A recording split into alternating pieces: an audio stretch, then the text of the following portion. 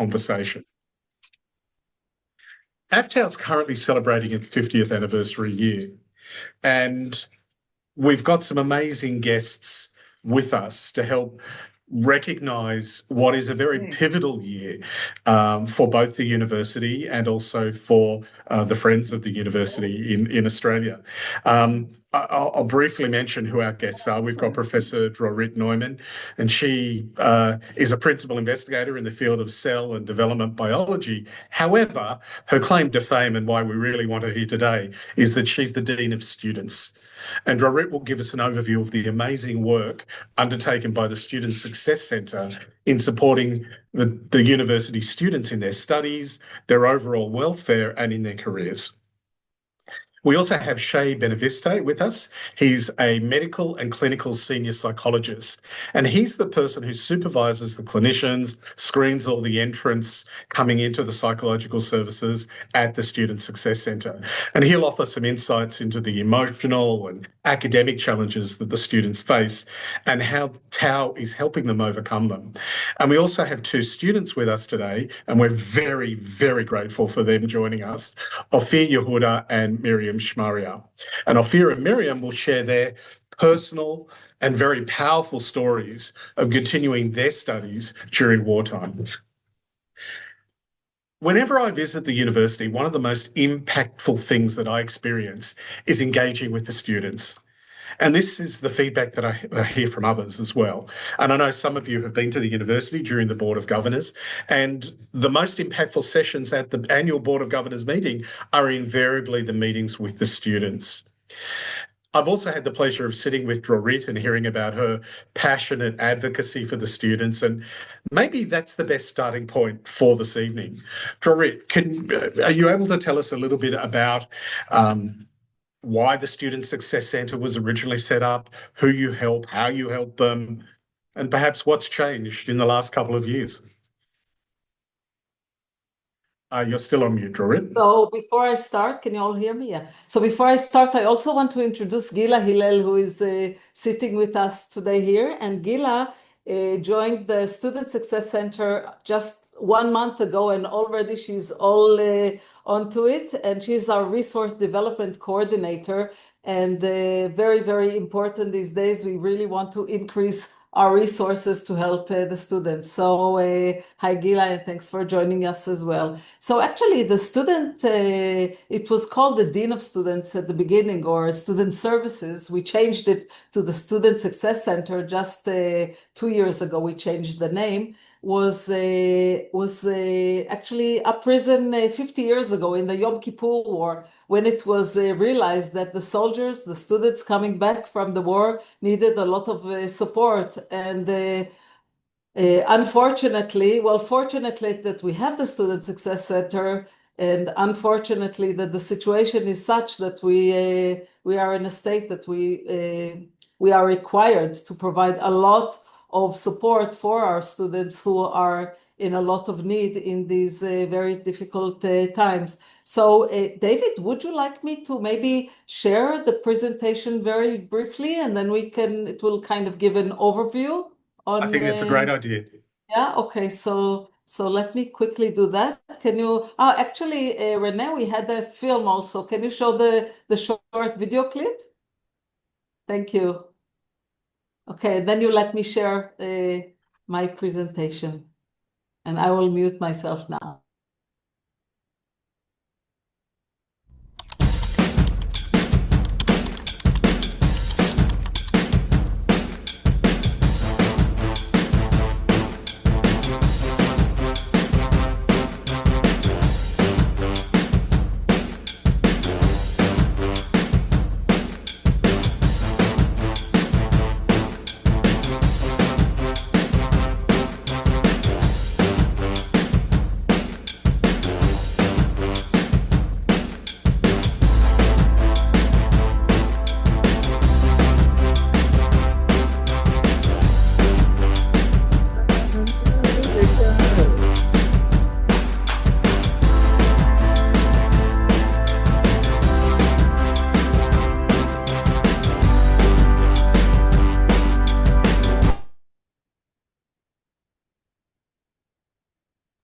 Thank you, Renee, Amazing. for Thanks, sharing Gil. that.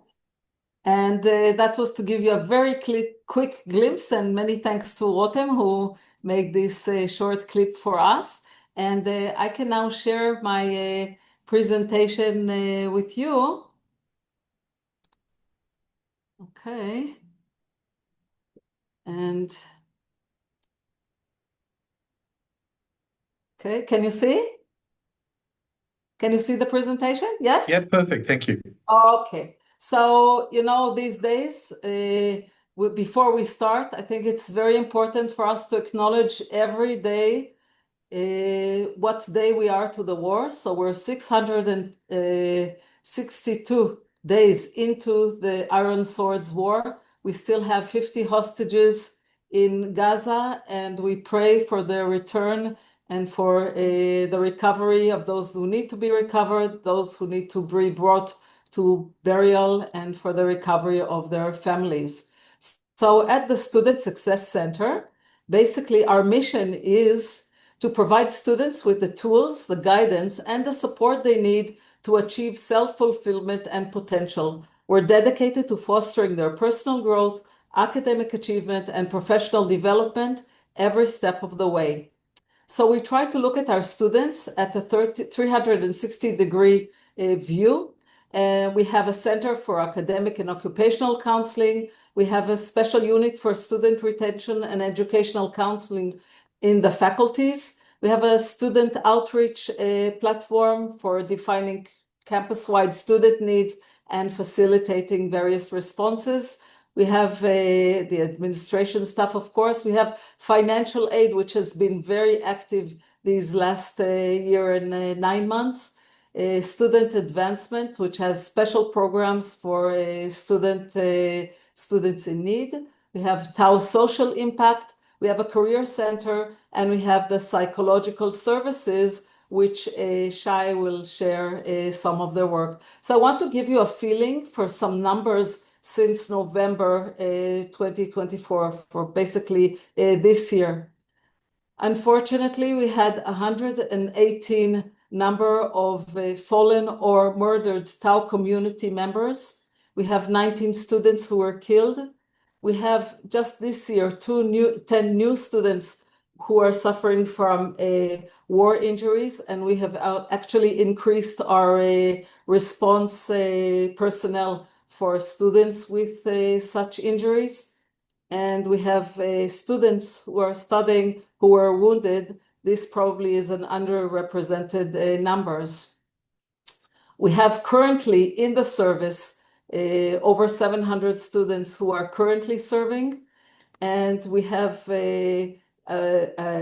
above 4,000 students who have been in reserve service since the beginning of the year.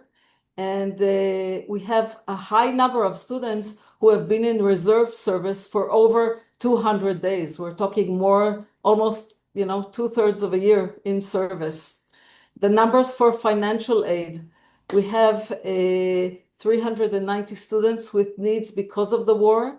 We subsidize tuition for first-year students who are reserve. We have reserve students who have particular needs, and for supporting students, we could support 1,700 out of the 2,400 requests that we got. And I have to say that a lot of this support, financial aid support for our students, is thanks to donations that have been received to the university. Our career center is providing counseling sessions. We have career workshops, and we have designated aides for reserve students for finding jobs. Our psychological services, which Shai will expand on more, we have subsidized psychological treatments for services for students who were affected by the war, who are affected by the war, and approximately 300 students are being treated as a given time. And again, I have to say that this subsidy for the psychological treatment is thanks to donations that have been given to the university. For the academic counseling, again, we had above 400 sessions for students, and approximately almost half of them were subsidized for the reserve students. Again, enabled by the donations that the university received from the campaign. And we have a Center for Learning Disabilities where students receive personal coaching. We have a student outreach department where students have been engaged in creative writing. We thought that is very important during the wartime to kind of get your mind off the usual stress levels. We had writing marathons for students to help them to complete various assignments that they need. We started with workshops for graduate students, and we are generating a community for the graduate students, which is extremely important. We have educational counselors in 8 of the 9 faculties, and they have had many counseling sessions there. They provide academic support and tutoring for all the reserve students, again, being enabled by the donations, by the campaign of the university for the reserve students. We support the students by programs called Walking Together. These are mentoring programs from students from the second year who mentor first year students. And this takes place in most of the campus. Almost all of the students who are in the first year of their undergraduate students. And we also support underrepresented communities of students, for example, Ethiopian, Haredi, underprivileged, physically impaired, altogether approximately 1,000. And I think that Miriam will tell us a little bit about her experience from that. And our psychological services, I won't dwell on this a lot, but I will say that since the Rising Lion operation, we've had an increase in the number of calls to the hotline of the Tau Psychological Service, which is together with Iran services, with the emergency services. Students have requested directly requested treatment. They've received support in Zoom meetings. We've had group meetings that were for providing tools for dealing with the stress, calls for intervention. We had resilience lectures where students participate. And I have to say that, yes, there is an increase in demand for the psychological service intervention. And apparently it doesn't seem as though it's an event that will be finished very soon. And for financial aid, again, this is just since the Rising Lion, we allocated, again, thanks to the donation campaign, more than 400,000 new Israeli shekel for above 200 students who were evacuated from their homes and their residence has been damaged and officially designated as inhabitable.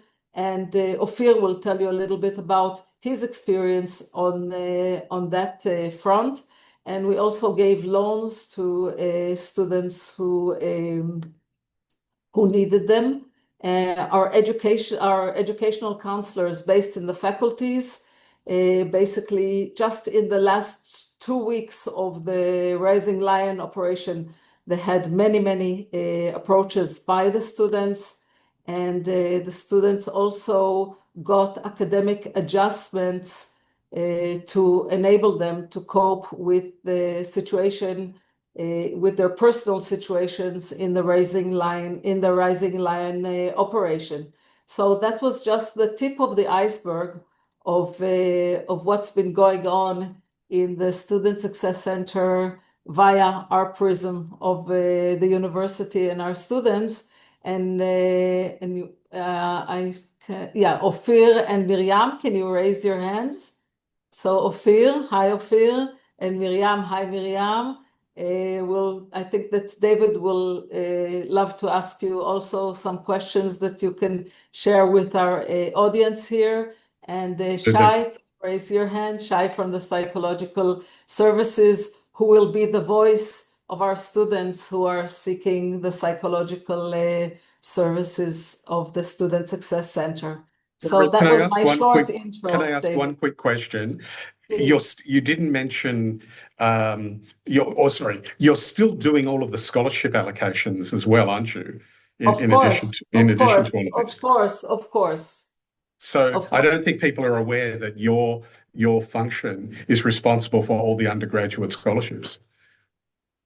So at the Student Success Center, we give actually there was the figure there. It was 1,700 out of 2,400 that were requested. So Right. those are scholarships that subsidize the tuition fee for the students. Approximately two-thirds of the requests are funded based on criteria that we check, and then we allocate. And as I said, all of these financial support for a student. And basically, a lot of what I was telling you just now is enabled thanks to the donations that are provided to the university. So Amazing. on Thank you, behalf of our Drorit. students, I'm thanking you all and everybody who is involved in this amazing effort. So perhaps it is an appropriate time to turn to our two students, Miriam and Ophir. And Miriam, let's go ladies before gentlemen.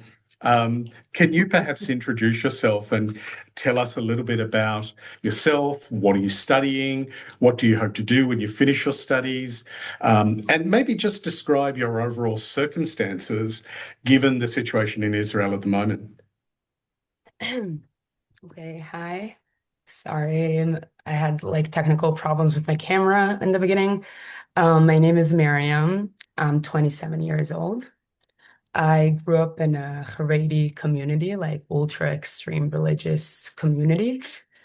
Um, I graduated high school and then I have a previous degree in social work, not in Tel Aviv University. I worked for a few years and then now I'm studying in law school, first year.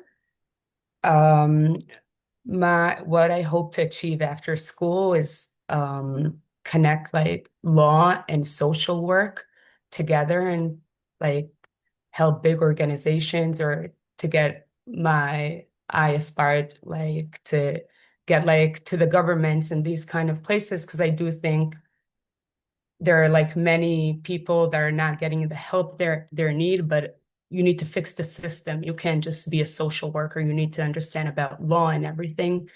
So I would like to get to like higher places and to actually make a change, I would say.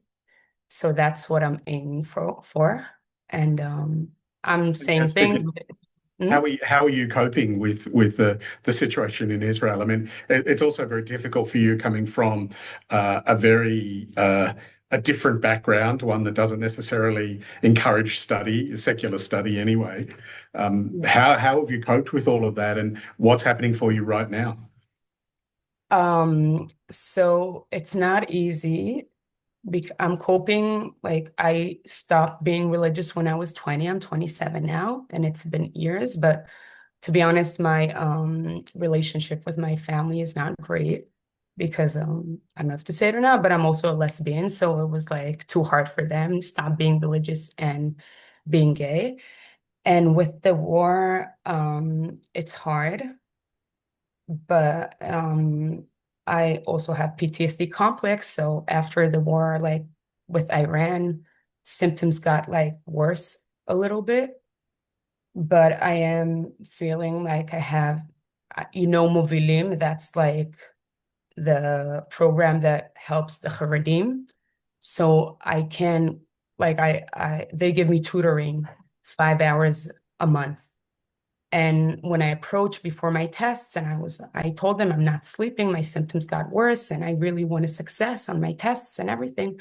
So they were very understanding and they told me like during like this period, when I have tests, July and August, I can get 12 tutoring hours, which was very helpful because it helps me like focus and know how to study. And yeah, it's not easy, but I'm coping. Fantastic. So what sort of apart from the extra tuition and coaching, what other involvement have you had with the Student Success Centre? Okay, so I'm focusing on Mobilim because that's the program The from program is called Trailblazers in English. yeah, okay. Trailblazers. Yeah. So it's part of the Student Success Center. So I felt like when I wanted to get accepted to Tel Aviv University, because I really wanted to study law there, it was hard for me to understand what exactly I need to do because I have a previous degree and like other things. And every person in the university from law school told me something else. And then they referred me to Mobilim. And then they helped me to understand exactly what I need. They set an interview with a professor from law school. They told me like to write a big essay about law, something. And I felt like when I have questions, they're there. That's in the beginning. And then when we started school, they arranged like a meeting with the dean in law school, which called all of us, all first years. Most of them are Haredi still, but some of us are not. We we all like grew up the same, but the dean called us and were sitting with us and told us, you're come from a big different background. People can judge you. And if somebody tells you something bad about not serving the army or something like that, or insulting you about being Haredi, I want to hear about it and we're here. So I really felt like from that part, they helped me. Also, the tutoring, they're arranging events that are very social and nice. We all come together and it's an opportunity for us to meet friends. I have friends from Mobilim that don't study with me.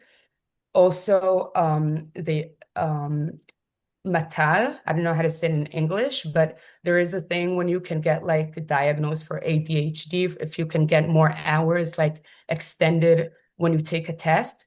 So because Haredi people, it's a very like it's an embarrassment and something bad to say that you have ADHD. Like nobody helps and that part. So here they're helping us wherever needs like help regarding this. They're funding some of the like the tests that we're supposed to get. So that's another thing. And also I will share that I did have a tough period this year when I wasn't physically good and I had to go to the hospital, and I don't get any like financial support from my family or anyone, and I'm on my own. So on that time when I went to the hospital and everything, I didn't work and I was worried about my financial situation. So I talked with Mobilim and they managed to give me like a scholarship for volunteering on the program. And I helped like arranging the events and everything. And I felt like I enjoyed that kind part. And also they understood that it's a time of crisis. So I didn't ask for like giving me a lot of money or anything. They just gave me a few thousands to like get better physically and continue. And it was a huge help for me. And I think especially I feel like I have someone to go to if things are not great because, my situation and everything. And pretty much like um, Mobilim. Is it Mobilim or Mobilim? Mobilim. Mobilim and the Yeah. Trailblazers, yeah. Thank you. It sounds very much like they've become your de facto family. My what? Fair to say, your de facto family. They've become your family because they're the ones you go to now. Yeah, they are. They are. I feel like, sometimes I ask for help and they can tell me we can't do this, but let's see how we can help you. But when I was in a time of crisis, they were the people that I raised. Like I called them, I was like, I was in the hospital. I didn't meet my family for a long time. And they were like, come here, let's talk, let's see how we can help you. And they also tried to like maybe find more scholarship for me, but because I have a previous bachelor degree, most of scholarships I'm not eligible to, and I understand that. But they really tried to help me and they listened to me. So yeah, it is. I think it's amazing. And I'm not Haredi now, but I do know many people from the program when they talk about religious things that bother them, they get an answer right away. For example, one time we have a WhatsApp group, and people, like very Haredi people, said that all cafeterias and places in university are kosher but not mehadrin, and some of them are like very sensitive with this. A few days after, there was a place that got a mehadrin certificate, and everyone were so happy. And they like, when you come to them with a problem, they always do their best. And yeah, now people, I know my friends, like a lot of friends that are very Haredi, and now finally they can buy food when they're studying for a whole day and they don't need to take from home. So I think it's amazing. And the events they're arranging are like, one time we had like a workshop with art, and it was amazing because as a Haredi, I never, like, art is not something you put your focus on. And I felt so good after, and it was like bonding everyone. So I feel like they are trying to give us the best experience, even though people are different in there. Amazing. I mean, I'm sure there'll be questions coming soon, Of but course, let me just right now thank you so much for of telling your course. story and for being so brave in doing it and being so open as well. I really am very grateful for that. Thank Um, you. Ophir, we'd love to hear from you now, and I'm sure your story will be completely different, but at the same time, I'm sure we'll probably pick up some common threads of what's happened for you. So yeah, hi. Sorry for my English. Uh, right now, I'm at my home actually in the mamad. Forgot how to say it in English. Like the It's the safe room. The shelter. yes, thank you. Um, and like this is my only home that like I have a room in it. Like everything else is. Some of the cracks are still there, even though the construction works started. Uh, I would say that I'm a first generation to a bachelor degree. Like my parents don't have any degree, so the dean there's a plan called Dorishon, which means like first generation. So they bring like 10 hours for some private tutoring for specific courses, and it really helped me. And now after I got evacuated from my home to some hotel, so it was much harder for me to learn. I study physics. And like in physics, everyone like that I know of, some of them like most of their parents like are engineers or physicists or like everyone doing something, and they have some connections. And for me, like my parents don't really get it, and like even before the war, it was hard. uh, like you don't go clean help cleaning, so why are you not doing it? Or, like what does it matter if you have a test? And now there's also the test and direct home. So I'm here a lot in the home, like waiting for construction workers to come because my parents still need to go to work. So the financial aid that you gave me like really helped me. I also work as well as a physics and mathematics teacher. Uh, and it was like I don't know, and the the hardship that like even if I was in the hotel and not here, like with the construction sounds and everything, I couldn't learn. Like I tried, putting some um uh, what is it? Like some lesson, maybe try to learn, just listening it will be helpful.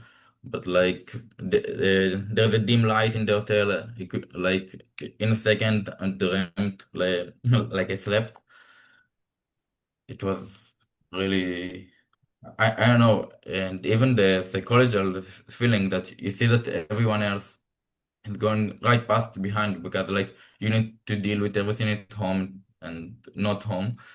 And you see all else just going to the test, going learning every day, even in the war. Uh, and for me, it's like when is the next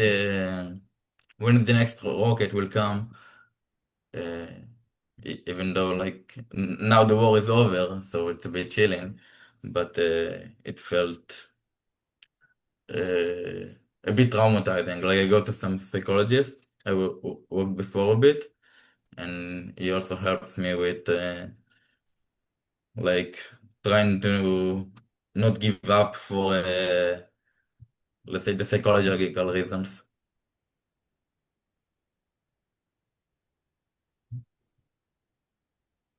Think David, do you you're have on any? mute. Yeah, thank you. Um, that's incredible, Ophir. I mean, it's challenging when you're the first person in the family to go to university, and it's challenging to study a technical discipline where you don't have that sort of support close by. And obviously, there's the financial side of it too, where you have to work to support yourself, Yes.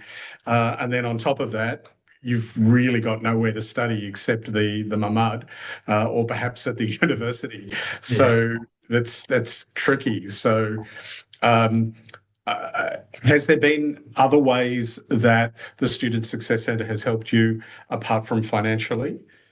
Yes, so they also gave me other like private tutoring, and also for the time because now in the test where I go to, so like I don't have much time to learn for the test, so they gave me like extension of time in the test, so like I could go through it like think more about the problem when like if I say I don't know previous year, I was like, okay, if I see a question, I could deal with it after some learning. Like, I know what they need to do in order to solve the question. But now, like, I look at the questions and I feel like, okay, and half an hour, I'm just looking at the question, thinking, what should I do? But it does help, especially the private tutoring because. I say that amidst all the chaos in the house, in the hotel, and I don't know, uh, the thing that helped me like okay, doing like a little steps back to some routine was like okay, I'll go meet with some private tutor. It will help me just like try to focus on something, and it really helpful that you don't need to do it alone. Amazing. And what are you hoping to do, Ophir, when how far into your studies are you, and what do you hope to do afterwards? I hope to be some kind of researcher on the physics scale, not an engineer, but still maybe go like be a researcher in some high-tech company. Um, and yeah, I'll see after my master's, so I have time. Fantastic. Thank you also. Again, we really appreciate you opening yourself up to us, and trust me, your English is fine. It's your English is better than my Ivrit, so you're on good standing. Um, Shay, I'd love to turn to you now if I could, because there seems to be a common thread coming through and something which I think you can address given what you do and given your experience. And that is the psychological impact of the war, which it's not just about, okay, we've got missiles coming down but it's the level of disruption to day-to-day life and the traumatization. Can you talk to us a little bit about that and what you've seen and had to facilitate? Well, in a sense, Oren was talking from a concrete mamad that is like a reinforced shelter in the house, the home, and I think most of us have like a concrete structure to hide when missiles rain down of you, but our essential work here in the student center, which is in a sense like many other student centers, counseling centers, in the last 2 years, being on the front line of mental health support in these traumatic recent 2 years, is constructing a safe place, a mamad, for psychological needs, which is very difficult because in Israel we usually are more inclined to say, let's say, short-term wars and maybe long-term therapies. But now situation is a bit shifted. It's an ongoing traumatic stress rather than an episode.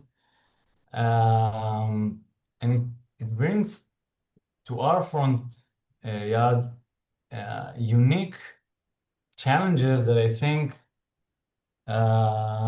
we're still thinking about how to address them in many ways. Usually we had to give support or to normal developmental challenges students go through when they finish their army service or high school and navigate to their next phase in life, or supporting students with pre-existing mental health conditions coming to the university. But the recent 2 years have been really challenging, and we treat a diverse student body facing multiple challenges and stressors. Some, of course, reserve combat soldiers transitioning between battlefield and classrooms, students in non-combat military roles, but dual responsibilities, and civilian students whose home were damaged or destroyed, and civilian students that,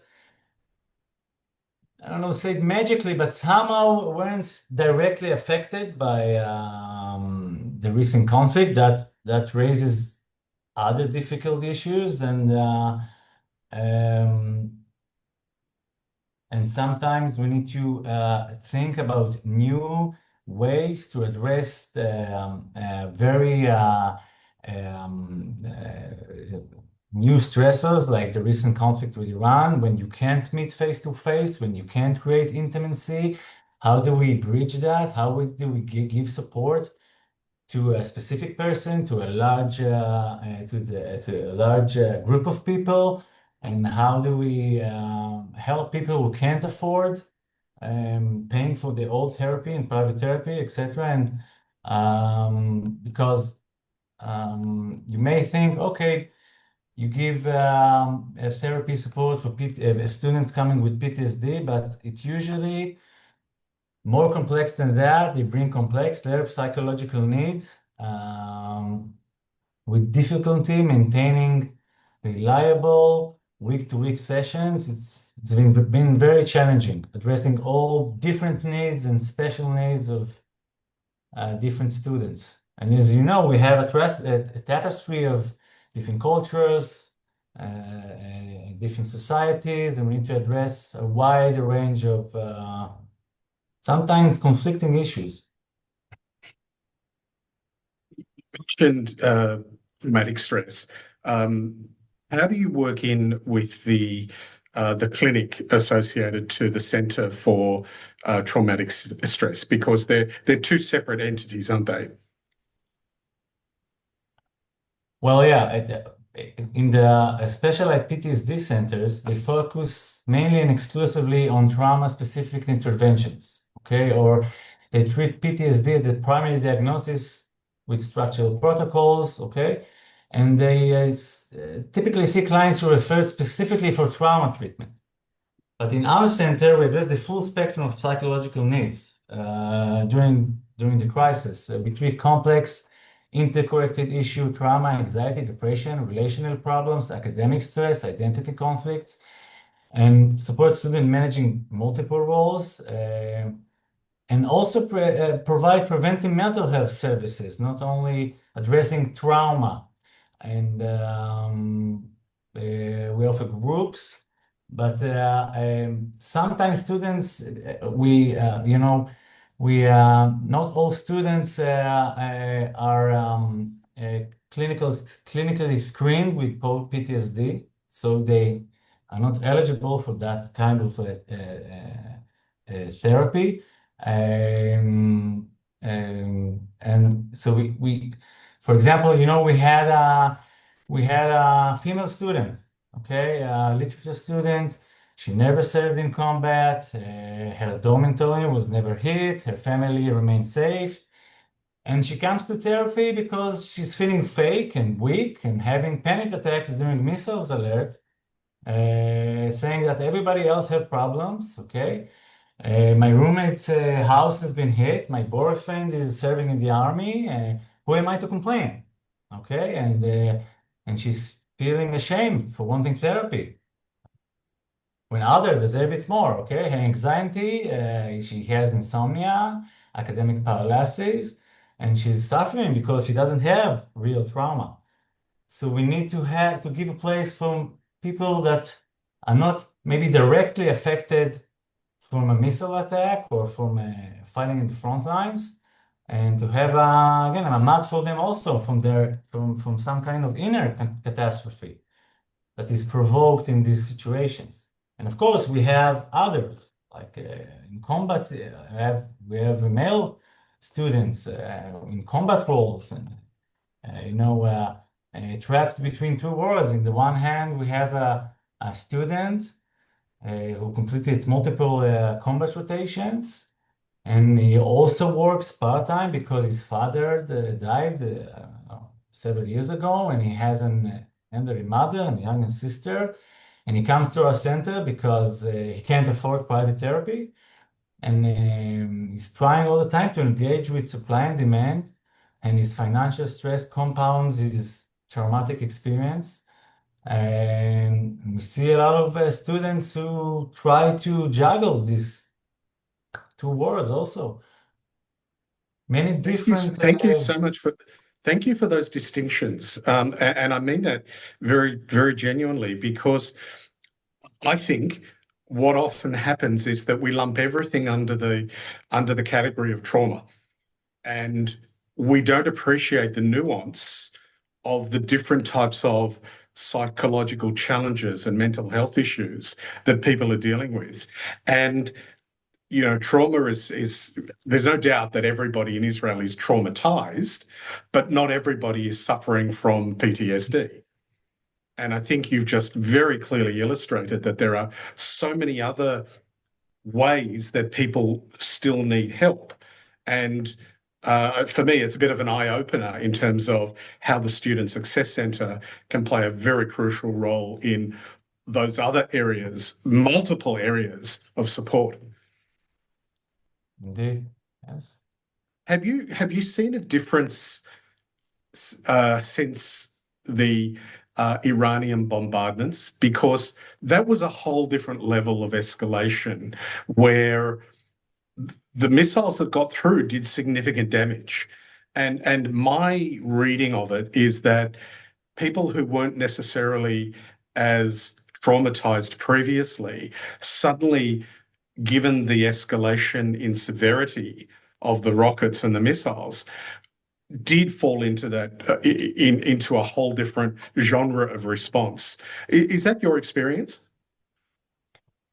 In a sense, since October 7th, everybody was feeling very fragile and vulnerable, or at least the very threshold of being very vulnerable. But I think what happened in the recent missile barrage, that even if you had a semblance or you somehow kept a sphere of normalcy or resilience, missiles, the above 1 tonnage ballistic missiles falling all around you, shattered that, I think, last thin layer of it can't happen to me. Or it was, it's far from me. The front line is way down south.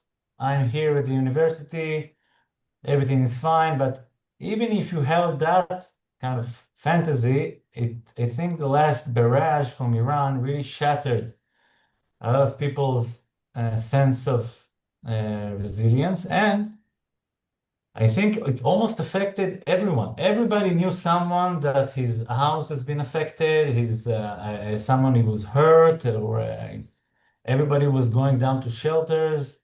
And also it affected here, the student counseling centers, we usually kept we kept a reliable presence of sessions of intimacy.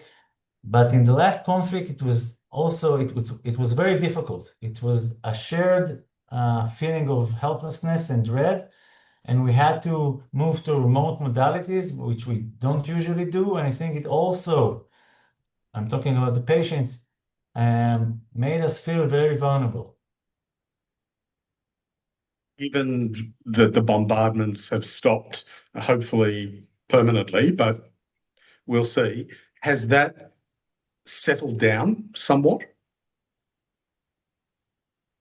I think people are still very hyper vigilant about it. I think some kind of threshold was broken, and it seeped through. We talked about here about how quickly we go from being barraged with one-ton missiles and going back to routine and back again, and like a sign, the shifting is in itself very traumatic, and people are. I think it's like, how do you say it? It's the residue slowly trickles down. It doesn't, we got back to routine, but I think everybody feels in the edges of their sensory feeling that something is not quite right yet. We are Thank you, still, Shai. we're writing papers here about our challenges. We still need to metabolize everything that we're going through while ongoing traumatic stress in different kind of intensity, but still. And everybody here in the counseling center, we are trying to metabolize and make meaning of everything we're going through, because in a sense it's very new. So we're still thinking about it and its repercussions. And how do the people who are giving the counselling, the psychologists and social workers and so on, how do they take care of themselves? That's that's a terrific. The wounded healer is a long debated topic in our line of work. I think I think we know that, you have the students going to doing their duty in combat roles, transitioning between battlefield and classroom. And in a sense, we see ourselves in the front line and taking like combat roles. We don't take we put ourselves on hold and trying to take our professional integrity and responsibility and be there for the students.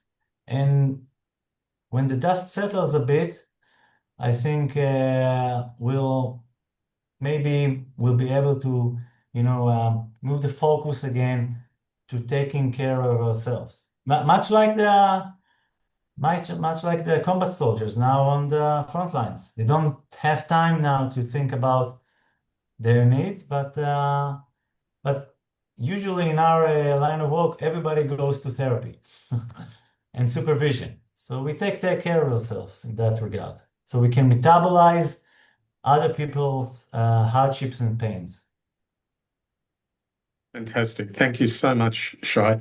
I did promise that there would be some time for questions, and I'd like to open it up to anybody on the call. If you have a question, just unmute yourself or raise your hand if you like. Rosie, please go. Okay.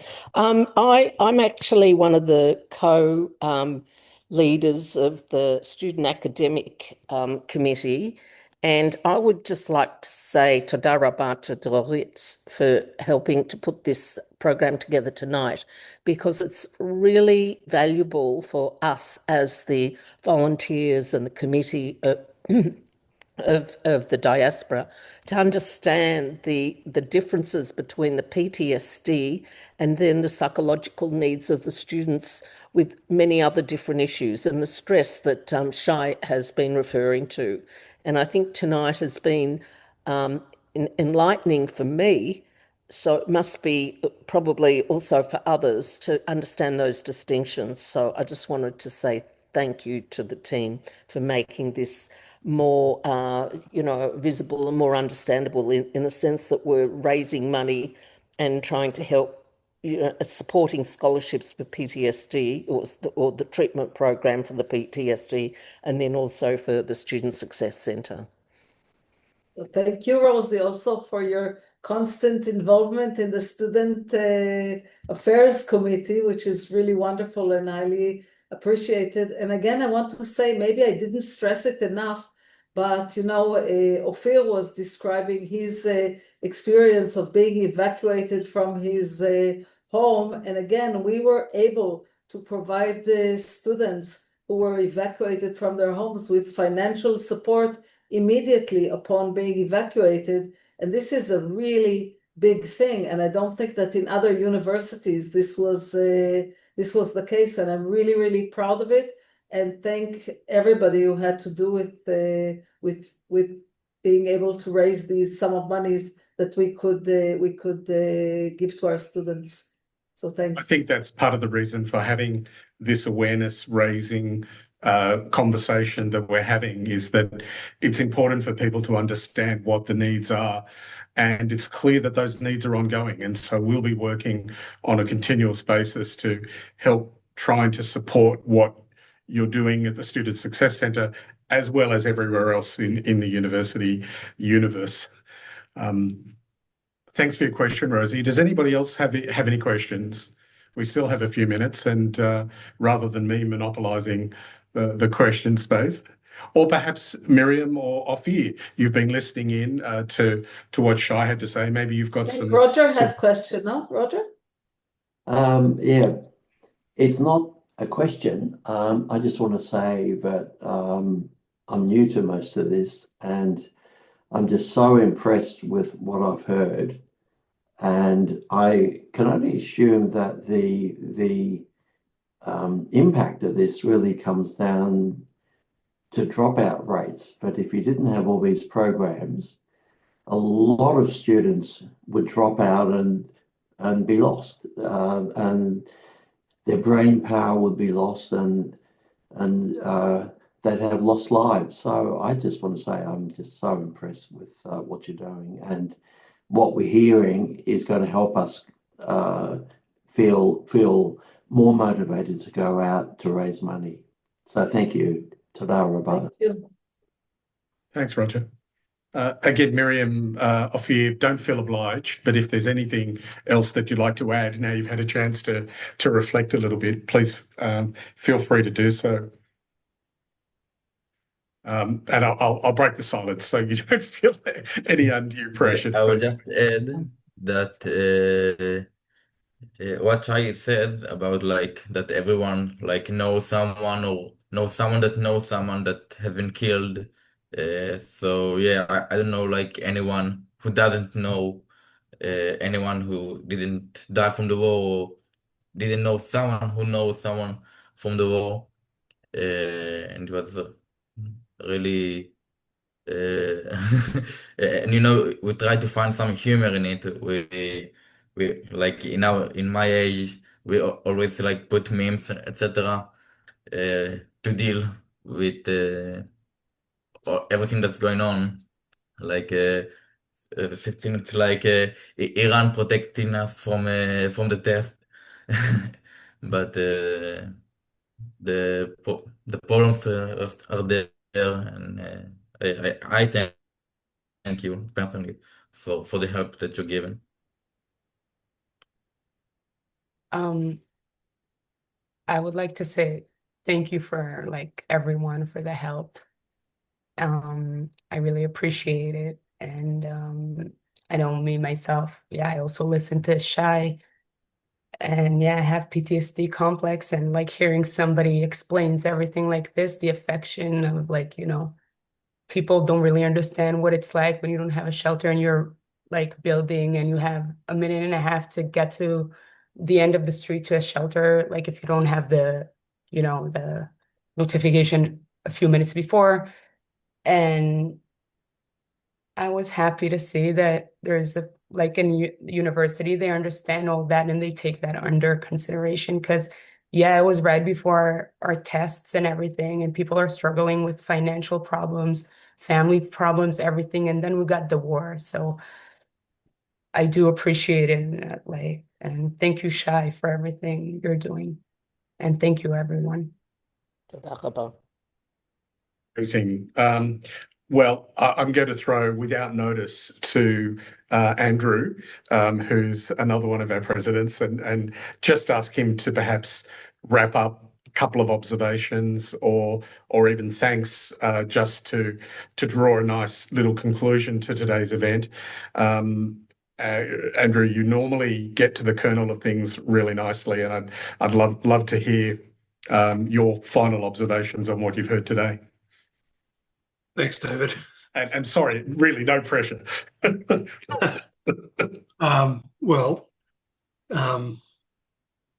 I think this is a story of resilience in the face of extreme adversity. And, I take on board that the complications, the stresses, the anxieties of the situation are really profound. And I thank the university for what it's doing and what it continues to do. And I thank Miriam and Yehuda for speaking so openly. Sorry, for speaking. Sorry, for speaking so openly and honestly about their experiences. So that's been really meaningful for me. Some of us on this call were in Israel just before the Iranian incidents. And in fact, my daughter was caught there in Tel Aviv on the weekend when the first barrage occurred. So I feel slightly PTSD-ish myself even talking about it when I recall the stress of getting her to safety. So thank you very, very much, and on behalf of us all, thank you. Roddy, that's a nice conclusion, Andrew. And again, thank you for your observations and questions, and particularly, Miriam, Ophir, and Shai. You've been so open and frank with us, and really, I think, although it's a little bit somber in terms of, we're not finishing on a massive high, I think nonetheless, I'm personally feeling enriched by having had the opportunity to speak with you. And Drorit, as always, a pleasure. And Gila, I look forward to getting to know you next time I'm in Israel. Thanks, everyone. I wish you a wonderful day in Israel and a wonderful evening in Australia. Thank you so much, everybody. We appreciate it so much. And thank you so much, Miriam and Ophir, for raising to the challenge and coming to this meeting with us. Thank you so much. Thanks, Shai. Thank you. Thank you so much. Thank you. Okay, bye-bye. Thanks. Thank you. Thanks. Bye, everybody. Bye. Bye.